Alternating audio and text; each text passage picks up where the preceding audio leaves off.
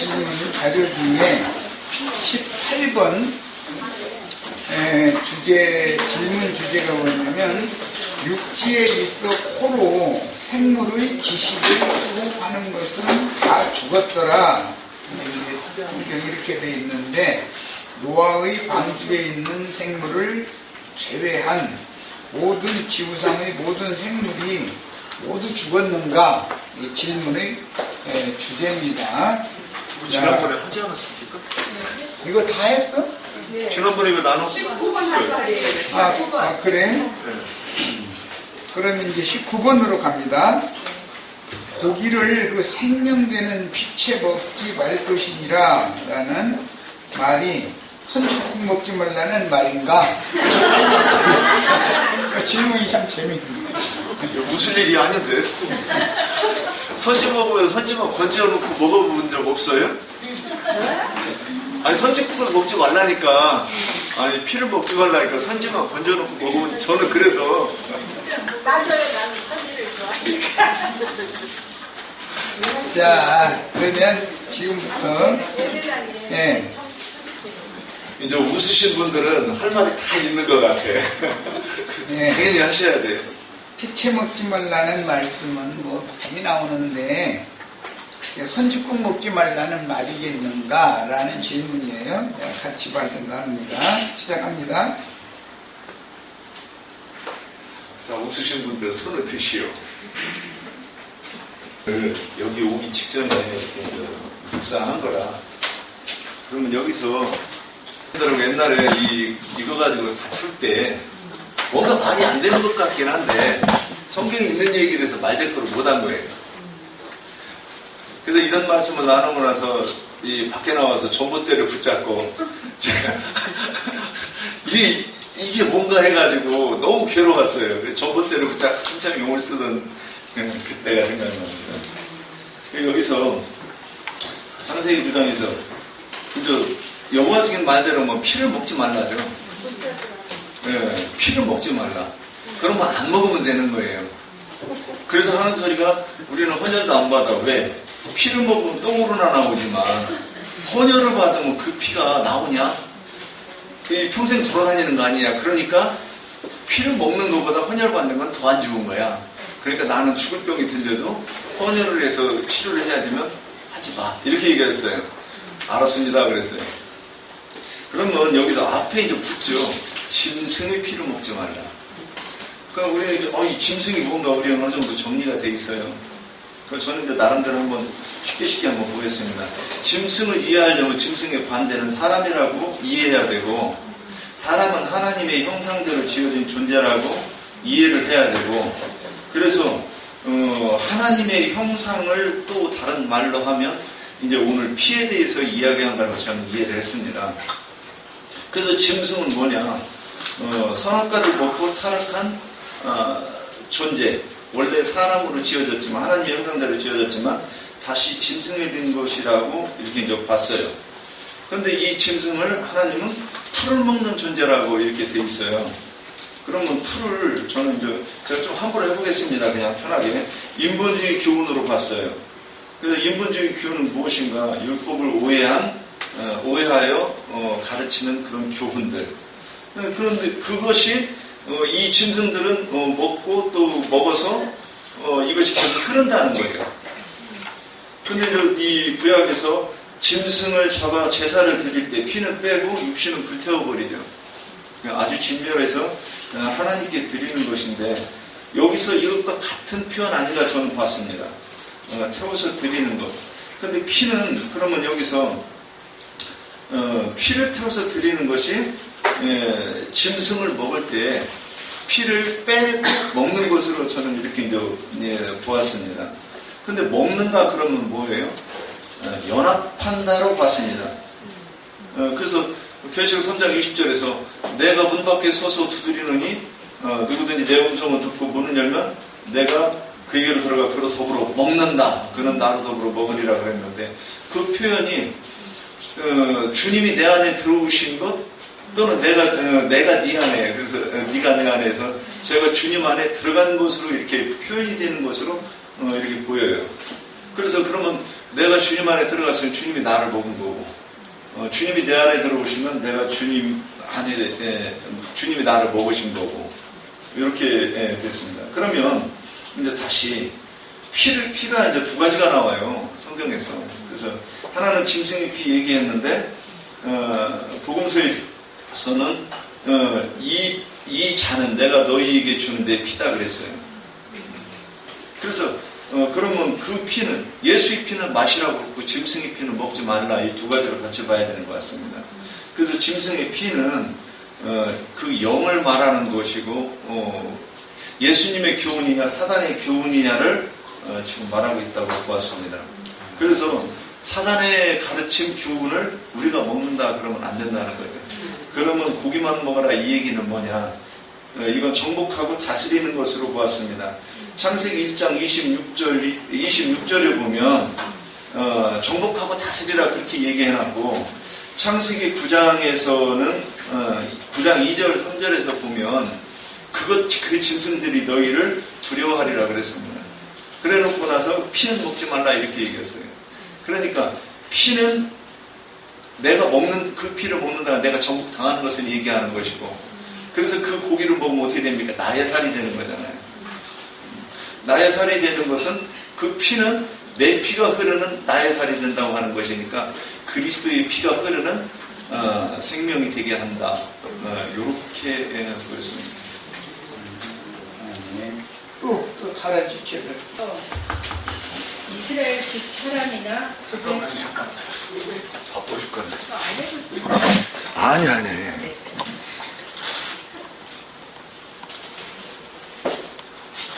말씀하시오. 이스라엘 집 사람이나 그들 중에 거류하는 거류 중에 무슨 피든지 먹는 자가 있으면 내가 그 피를 먹는 그 사람에게는 내 얼굴을 대하여 그를 백성 중에서 끊으리니 육체의 생명은 피에 있습니다. 내가 이 피를 너희에게 주어 제단에 뿌려 너희의 생명을 위하여 속죄하게 하리니 생명이 피에 있으므로 피가 죄를 속함이니라. 그러고요, 이제 14절에 모든 생물은 그 피가 생명과 일체다. 그러므로 내가 이스라엘 자손에게 이르기를 너희는 어떤 육체의 피든지 먹지 말라 하였나니 모든 육체의 생명은 그것의 피인즉 그 피를 먹는 모든 자는 끊어지리라. 저는 그래서 이거 따로 이렇게 뭐 여러 가지 말할 게 아니라 이 말씀에서 다 설명을 해주고 있다고 느껴지거든요. 그래서 이렇게 피는 생명이라고, 육체의 생명은 피에 있음이라 그랬을 때 이 생명은 그 흥생명을 저는 말하는 걸로 이렇게 깨달았고요. 그래서 이거는 그 육체의 피는 먹으면 안 된다 그랬는데, 우리가 이렇게 먹고 마신다 그랬을 때 이게 혼적인 거냐, 육적인 거냐, 영적인 거냐, 우리가 계속 이렇게 들었던 말씀 같아요. 여기서 이 형제님이 이제 질문했던 거는 고기를 그 생명되는 피채 먹지 말 것이니라 했기 때문에, 여기서 이제 제가 10절에서 무슨 피인지 할 때는 이거 어떤 피인지 어떤 생명인지 우리가 분별해서 이게 하나님의 생명의 말씀인지, 이게 사람의, 그러니까 육적인 거는 물론 대부분이 구분은 하지만 혼적인 거에서 많이 이렇게 혼동하고 그러는 부분들이 많더라고요. 그랬을 때 분별하는 그런 생명력으로 그런 말씀을 먹어야 되는 것이고, 그렇지 않은 거는 분별해서 먹으면 안 된다. 그러니까 받아들이게, 형제님, 윤영님 말씀하고 이제 많이 설충이 되는데요. 같이 다 같은 맥락인데, 그거를 잘 분별을 해서 우리 영적인 생명이 아니고 하나님이 주신 생명의 말씀이 아니면 받아들이지 말고 버려야 된다는 걸로 저는 거부해야 되고, 그렇게 저는 깨달았습니다. 아멘. 다른 지체. 네, 제가 예.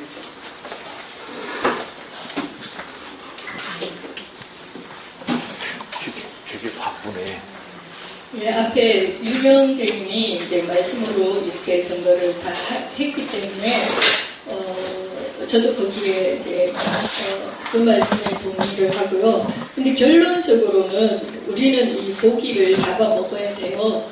그러니까 세상 교계에 쉽게 표현하면 세상 교계의 사람들을 우리가 정복하고 다스리고 전도해야 된다는 거죠. 그래서 그런데 피체는 먹지 말라. 그런데 그들의 사상, 그들이 가지고 있는 사상, 거짓 복음, 그거는 우리가 받아들이면 안 된다는 뜻으로 저는 그렇게 결론을 그렇게 깨달았습니다. 여기 보면은 이제 그 피는 생명의 근원이다라고 하면서 피 흘림이 없은즉 죄들의 사명이 없느니라라고 얘기를 했어요. 그러니까 그 피는 완전히 흘려가지고 없어져야 될 피가 있고, 그 다음에 새롭게 그 피가 생명이기 때문에 새 생명을 받아야 될 피가 있걸라며. 그러니까 결과적으로는 짐승의 피는 곧 나의 옛사람의 피란 말이에요.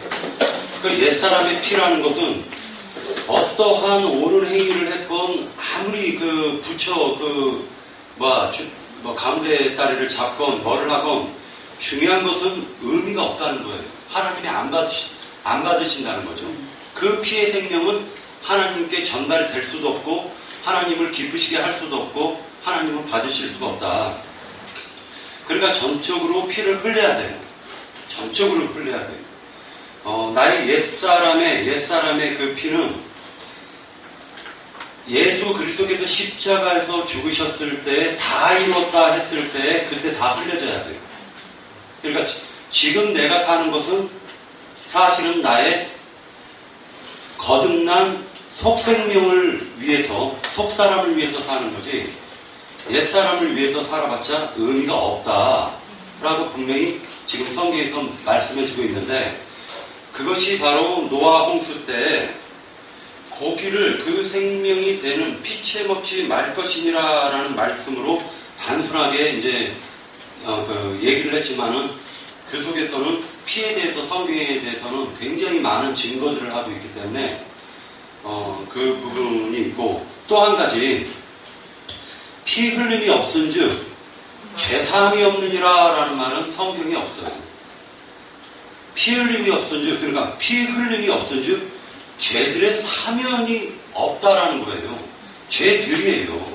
그리고 죄는 심판의 대상이지 사함의 대상이 아니에요. 이유가 뭐냐? 죄라는 그 자체는 마귀란 말이에요. 마귀와 동격이에요. 항상 성경에서 죄 하면은 마귀를 의미하는 거예요. 죄들 하면은 그 마귀로부터 인간 속에 그 바이러스, 마귀라는 바이러스가 들어와서 그 사람이 나타나는 모든 증세, 그 증세는 하나님이 고쳐주시는 거예요. 그런데 그 속에 있는 죄는 심판의 대상이라는 거죠. 그걸 잡아서 죽여야 돼요. 근데 기독교계에서 죄와 죄들에 대해서는 구분을 안 해놓고 있단 말이에요. 그리고 성경에서도 죄 사함 받았다라고 딱 해버리니까 무슨 바복스라든지 구원파라든지 그쪽에서 이걸 너무 강조를 해요. 나도 그쪽에 한때 무슨 서달선 목사라는 사람 때문에 죄 사함 받았다라는 걸 거의 10년간 노래를 부르고 단 적이 있었는데, 아니에요. 이건 거짓말이에요. 성경에서 죄 사함 받았다라고 하면은 너무 성경이 단순해지고 아주 심플해지는데 실질적으로 거기에 진리가 없어요. 네. 짐승 인간 계시록 13장에 보면 이 나오고 하나님의 사람인 예수와 온 땅에 보내신 것 같은 증인들이 나와요. 그러니까 짐승 인간들이 말을 받아들이지 말라. 하나님의 사람, 하나님이 보낸 증인들이 말은 믿음으로 받아서 이제 생명으로 삼으라.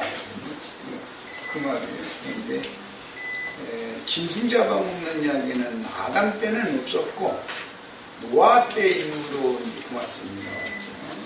그런데 신약에서 예수님이 보낸 증인의 대표자였던 베드로에게 짐승들을 잡아먹으라는 말씀을 하셨어요. 그건 전도하라는 말인 거예요. 그런 모든 내용들이 오늘 다 종합적으로 잘 전달하신 것 같아요. 자, 그러면 19번 항목은 이렇게 막 치고 20번 항목으로 넘어갑니다. 시간이 좀 남았으니까. 무지개 언약에 담겨진 하나님의 뜻은 무엇인가? 질문지는 이것입니다. 무지개 언약에 담겨진 하나님의 뜻에 대해서 같이 자유롭게 교제를 나눠보겠습니다. 그럼 1장 28절을, 아니, 에스겔서 1장 28절을 보면,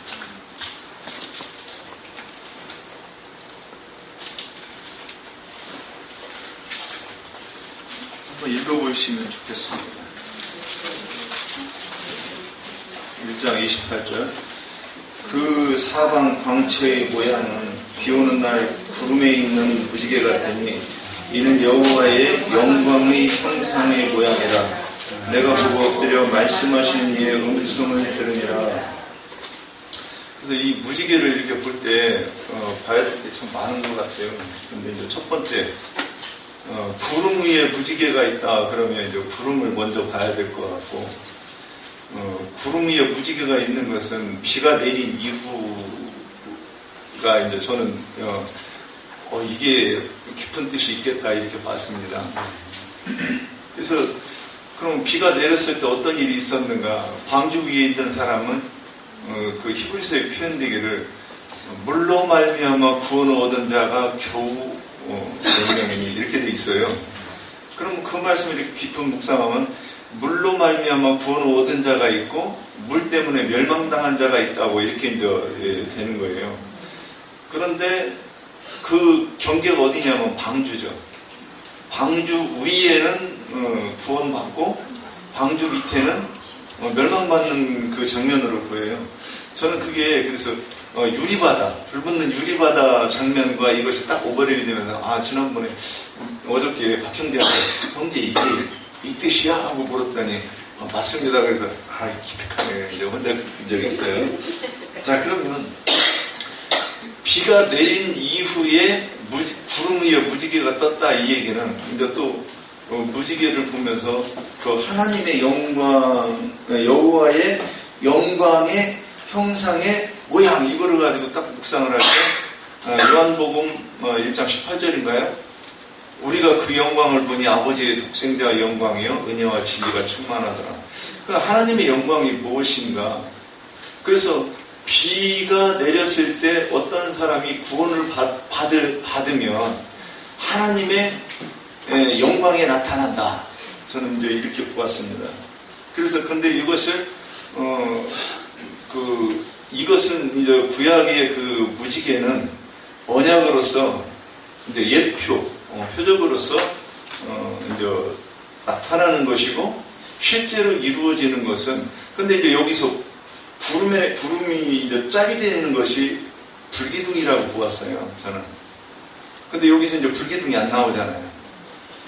그래서 구름 기둥은 구름 위에 나타나는 것을 예표나 표적으로 이렇게 본다고 하는 것은 이제 불기둥이 안 나타났기 때문에 그런 불기둥은 신약에서 불꽃으로 보고 요셉의 족속은 불꽃이 될 것이라는 말씀과 연결해서 신약에서 그리스도의 사역이 성취되는 그 구원, 이 하나님의 영광이 나타나는 것을 구약에서 이렇게 예표를 했다. 이렇게 보았는데 좀 표현이 좀 어눌해서 죄송합니다. 예, 여기까지입니다. 반까지 할 거예요. 창세기 9장 9장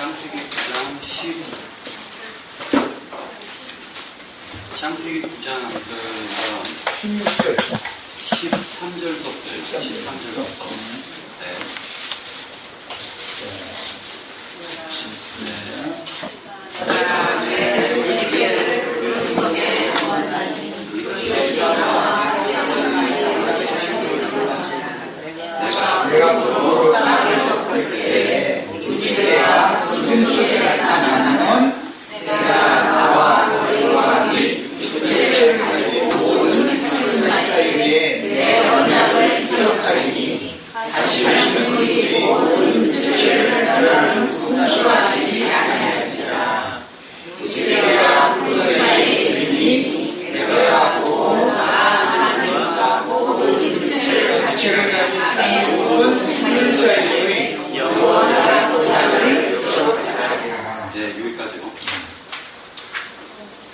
성경에서요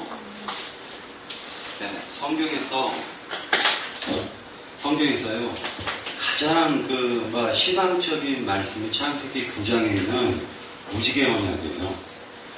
왜 그렇게 생각을 하냐면은 원래 하나님과 인간 사이에서는 구원받을 육체는 아무도 없어요. 인간들 사이에서는요. 예를 들어가지고 창세기 8장에서 끝났다면은 그리고 무지개 언약이 없었다면은 인간은 하나님과 아무런 관련이 없고 하나님이 아무리 영세의 세계에서 세만일 세계를 갖다가 지으셨다 할지라도 인간과는 관련이 없는 거예요. 무지개 언약이 없다면. 이 무지개 언약이라는 건 뭐냐면 죄인과 육체가 되어버린 죄인과 하나님 자신이 하나님의 영광인 무지개와 언약을 세운 거란 말이에요. 결과적으로는 이것은 완전한 복음이에요. 우리가 이 무지개 언약이 있음으로 말미암아 죄인이면서도 하나님 앞에 당당히 나갈 수 있었던 거라고 저는 봐요. 그러니까 결과적으로는 창세기 9장에서 얘기하는 이 무지개 언약인 영원한 이 증거는 무지개를 통해서 무지개 언약을 세우시고 영원한 증거를 세우신 것은 무지개는 예수 그리스도를 상징하는 것인데 예수 그리스도를 통해서 모든 육체가 되어버린 죄인들이 당당하게 하나님 앞에 나아갈 수 있는 길이 열렸다라는 게 이 무지개 언약의 핵심이에요. 네, 여기까지. 네. 생각나게 하시는 것은 모세가 그 노뱀이 되었을 때 그 노뱀을 쳐다보면서 산다고 했던 그 말씀이 자꾸 지금 생각이 나서 왜 생각이 나는지는 잘 모르겠는데 이렇게 연관이 있다 생각이 들고 그래서 저는 이 부분을 저는 짧게 해놓으니까 저는 그렇게 저는 와서 그렇게 말씀을 드리겠습니다. 그래서 어쨌든 예수 그리스도를 만나서 전도되어서 구속받아가 교회에 들어온 사람들은 정말 죽고 장사 부활의 그 과정 거쳐서 만들어지면 주님의 아내가 되기 때문에 이런 부분의 가정으로 저는 중점을 보고 말씀을 드렸습니다. 네. 또 무지개는 금방 이렇게 찾아봤는데 우선 무지개는 그 히브리어를 좀 이렇게 참조를 하면 약간 의미 이해가 될 것 같아요. 히브리어로는 캐세트라고 이야기하는데 이게 물이다라는 뜻이에요. 물이다. 그러니까 우리 무지개가 이렇게 관천이겠죠. 그래서 또 할이라는 뜻도 있어요. 그래서 이건 이제 우스갯소리인지 이제 제가 예전에 들었던 이렇게 강론 내용 중에 물론 형님 강론은 아니었고 다른 제가 저렇게 들었던 어떤 사람이 강론을 할 때 이 할은 위로 어디로 향하고 있죠? 무지개는 이렇게 보면 할을 이렇게 땅으로 향하고 있는 게 아니죠. 겨누고 있는 게. 그래서 이거를 하늘로 향하여 이렇게 휘어 있잖아요. 그래서 이제 이 무지개 언약이라는 것은 결국에는 하나님께서 당신이 이렇게 앞으로 노아의 어떤 홍수처럼 이렇게 심판하지 않겠다라는 언약이잖아요. 그 언약이 담겨있는 본질의 내용은. 그렇다면 그 대신에 그 할을 자기를 향하여 쌓아서 자기의 희생제물로 그렇게 어떤 구원을, 그러니까 메리트라는 말, 언약 아까 현재님이 잠깐 나무라니까 이렇게 좀 배치가 됐는데 이 언약이라는 것, 메리트라는 말도 이게 쪼개다라는 뜻이잖아요. 쪼개다가 서로 이렇게.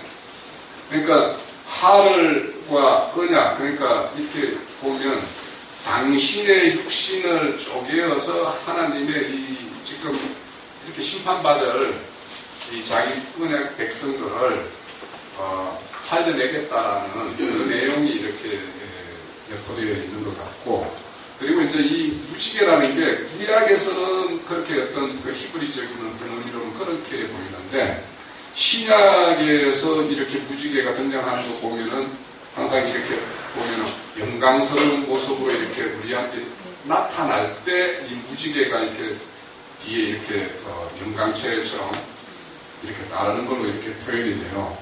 그래서 실질적으로 구속을 이루고 거울이 부활을 선천하셔가지고 온전히 우리의 어떤 그리스도 구원의 주가 되는 어떤 그 영광을 나타내는 그런 형상으로서 그 신약에서는 무지개가 등장하는 것 같고, 구약에서는 당신이 언약을 이루기 위해서 당신의 어떤 희생을 이렇게 담고 있는 내용이 무지개의 언약이 이렇게 담겨 있는 것 같다 이렇게 보입니다. 네. 10분 남았습니다. 제가 네.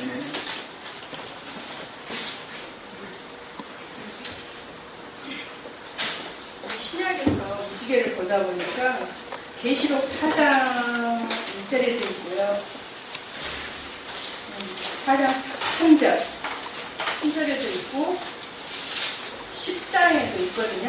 제가 이게 해당인 게 맞는지 모르겠는데 잠깐 제가 이렇게 이 무지개가 구름을 입고 하늘에서 내려오는데 그 머리 위에 무지개가 있고 그랬을 때 뭐 다른 거는 형님들이 다 증거를 하셨으니까 이제 구속받고 제사함 받고 주님께 이제 성령의 감동이 돼서 혼의 생명을 온전히 이루고 그 의인의 영들이 된 그런 그 증인들이 나중에 무지개처럼 그렇게 형상이 무지개가 7가지 색깔이잖아요. 우리가 이제 그냥 흔히 봤을 때 그랬을 때 그 의인의 영들의 어떤 그 광채 같은 게 아닌가 저는 그렇게 잠깐 봤습니다. 맞는지 안 맞는지 잘 모르겠어요. 하나님의 뜻에 저는 말씀으로 그냥 제가 깨달은 것에 대한 것을 말씀으로 찾아보겠어요. 로마서 8장 18절에서 25절까지인데 그냥 한 18절, 19절, 2절만 읽고 골로새서 3장 10절 로마서 8장 18절 19절 생각하건대 너희의 고난은 장차 우리에게 하나의 영광과 비결적보다 지속이 고대하는 하나님의 아들들이 나타나는 것이니 피조물이 험하게 굴복하는 것은 자기 뜻이 아니요 오직 굴복하게 하시는 이로 말미암아 그 바라는 것은 죽음으로도 죄짐의 죽음으로 담에서 해방되어 하나님의 자녀의 영광의 자유에 이르는 것입니다.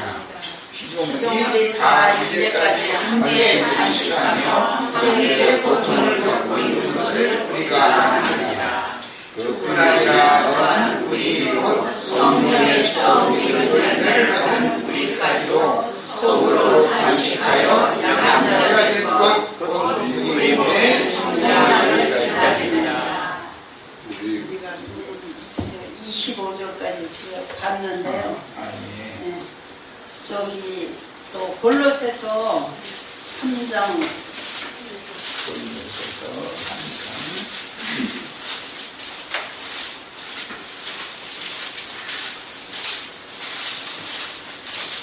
7절 7절부터 11절까지 너희도 전에 그 가운데 살 때에는 그 가운데에서 살았으나 이제는 너희가 이 모든 것을 벗어버리라. 곧 남과 의욕과 노력과 악의와 비방과 너희에게 부끄러운 말이라. 너희가 서로 거짓말을 하지 말라. 옛사람과 그 행위를 벗어버리고 새 사람을 벗으니 이는 자기를 창조하신 이의 형상을 따라 시대까지 새롭게 하심을 입은 자니라. 우리에게는 야야나 유대인이나 갈렙파나 무할렙파나 야만이나 시드기야이나 종이나 자유인이 차별이 있을 수 없나니 오직 그리스도는 만이시고 만유 안에 계십니다.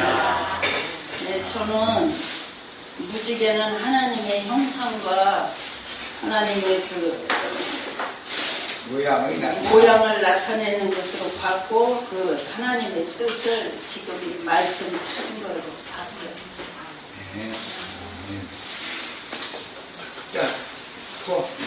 그래서 강체다, 빛이다 이렇게 표현을 하고, 그래서 그 하나님의 언약의 그 내용이 무지개의 7가지의 색깔로 또 이렇게 설명을 할 수 있는 것 같고요. 그래서 이걸 다 얘기하려면 시간이 많이 걸릴 것 같은데. 그래서 마태복음 25장에 가면은 미련한 5 처녀와 슬기로운 5 처녀가 나오는데 그 5 처녀, 슬기로운 5 처녀도 표현을 할 때 등불을 밝혔다 이렇게 얘기를 하잖아요. 그래서 빛을 밝혔다는 거죠. 그래서 그 내용은 무지개의 내용이라는 거죠. 이거는 제가 좀 구체적으로 사이트에다가 좀 올려볼게요. 제가 내용이 너무 많아서 지금 다 얘기를 하기가 그런 것 같아요. 네. 그 언약의 내용은 그 무지개로 표현할 수 있지 않을까. 7가지 색깔로. 네. 마지막으로 아니야 여기 나돌 형제가 무지개와 언약을 무슨 뜻인가 이제 말씀을 하려는데 제가 느낀 거는 무지개는 항상 비가 온 뒤에 이렇게 무지개가 피잖아요. 또 7개고 물은 또 세상이고 그러니까 비 온 뒤에 세상이 이게 사람이 적이 된다고 세상에 고난을 받고 그 세상에 그 아픔을 겪고 난 뒤에 무지개가 뜨니까 예수님은 십자가에서 그 많은 아픔과 고통을 이겨내가지고 그 무지개 하나님의 그 언약, 그 7가지 무지개 하나님의 완성된 그 천국을 이룬 그거를 저는 생각을 했어요. 그래서 그거를 다 이루신 거잖아요, 무지개는. 비가 홍수라는 거는 엄청난 큰 고난이잖아요. 그거를 다 이겨낸 뒤에 밝고 그 색깔은 선명하진 않지만 굉장히 아름답잖아요. 색깔이 너무 진하면 자기의 생각과 자기 아집, 고집 이런 것들이 굉장히 강하잖아요. 근데 이 무지개는 색깔이 너무 옅어요. 그러니까 자기를 다 죽였다는 얘기로 알아들었거든요. 그래서 그 무지개는 곧 예수님의 고난의 그 완성된 하나님의 세계고 언약은 니네들이 고난 받은 뒤에 나의 언약, 내가 얻은 하나님의 세계를 너희들에 주겠다. 그런 뜻으로 저는 받아들였어요. 그래서 오늘 너무 감사하고 하나님한테 너무 하나님은 곧 말씀인데 말씀을 많이 봉독하지 못해서 하나님한테 항상 죄스럽고 마음은 있는데 몸은 또 그렇게 움직이지 않으니까 너무 죄송하고 오늘 저 형제분이 유월서하고 안모스도 그거 얘기를 하시는데 내가 너무 가슴이 답답했는데 그거 오늘 말씀에 내 가슴 답답함을 모두 해결해 주셨고 그래 이 교회가 너무너무 감사하고 오늘 너무 발걸음이 너무너무 감사하고 나의 그 혈관이 막힌 그런 부분들을 매듭이 지어진 그런 부분들을 오늘 다르게 풀어주셔가지고 너무너무 감사하고 나들 형제분도 너무 감사하고 감사합니다.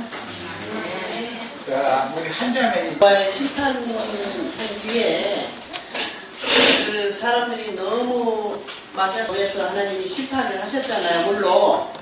물로 심판을 해주시고 나서 무지개를 보여주셨듯이 그 무지개가 우리 모든 지체들이 얘기하는 것이 맞는 것 같아요. 하나님의 언약으로 인하여 우리 예수 그리스도께서 우리의 모든 것을 참 빛으로 보여주실 것이라고 언약으로 보여주신 그 무지개의 형상인 것 같아요. 가장 기록대로 문자대로만 보자면 무지개는 앞과 뒤따른 구름 사이에 구름을 연결을 해주는 거예요. 구름 사이에 나타나면 이렇게 표현이 됐죠. 그리고 나타난다는 것은 하나님의 영광을 나타내신 예수 그리스도가 죄인들의 세상에 오시면 과 같은 뜻이에요. 그런데 예수님이 영광에 들어가신 것은 하나의 표상일 뿐이고 우리들에게는 그 무지개가 꿈이 되고 소망이 되는 거예요. 나의 인생의 목표가 되는 거예요. 예수님이 세상에 보냄받아서 많은 고난을 통과해서 영광에 들어간 것은 우리 소망인 거예요. 그게 우리가 사모하고 바라보는 무지개의 그 아름다운 그 모습에 대한 상징이었던 거예요. 그래서 우리는 앞선 선진들이 주의 영광에 참여한 것처럼 우리는 이제 뒤따르는 믿음의 증인들이 다 되어져서 앞선 선진들의 신앙의 본을 세우신 예수 그리스도를 우리도 뒤따라감으로 하나님의 영광에 다 이르는 그런 축복이 임하시기를 바랍니다. 또 물이 나오고 내수입으로도 물이 나와요. 그래서 같은 물이지만 어떤 물은 구원의 표가 되고 어떤 물은 심판의 표가 되는 거예요. 이게 정리를 해서 봤습니다. 네.